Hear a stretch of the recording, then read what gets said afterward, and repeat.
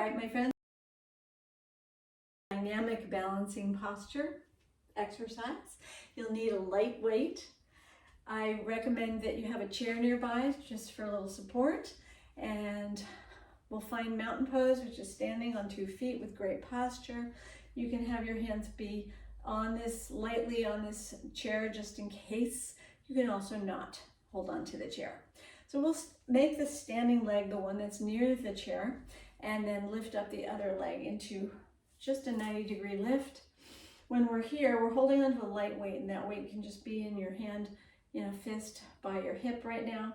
And then rotate this foot ankle around a few times, and then the other way. Good. Now we'll come to stillness. Find really good posture to press up through the crown.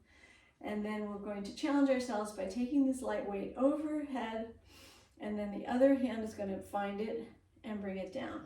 And then we're going to take the weight and transfer it back and forth a few times from each hand.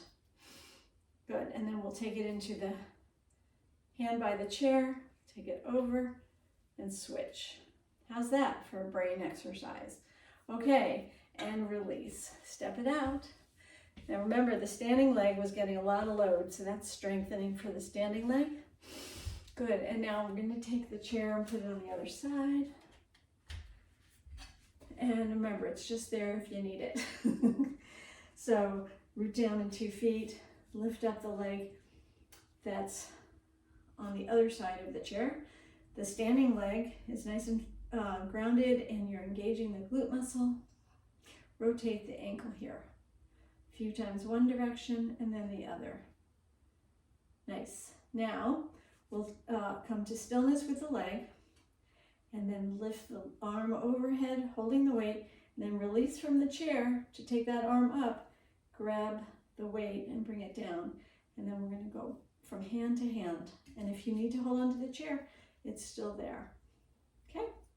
Go back and forth, open and close. You may find one side is harder than the other.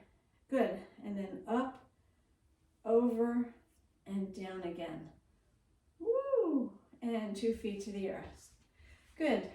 Thank you, Tina, for suggesting that we do a dynamic balancing challenge today.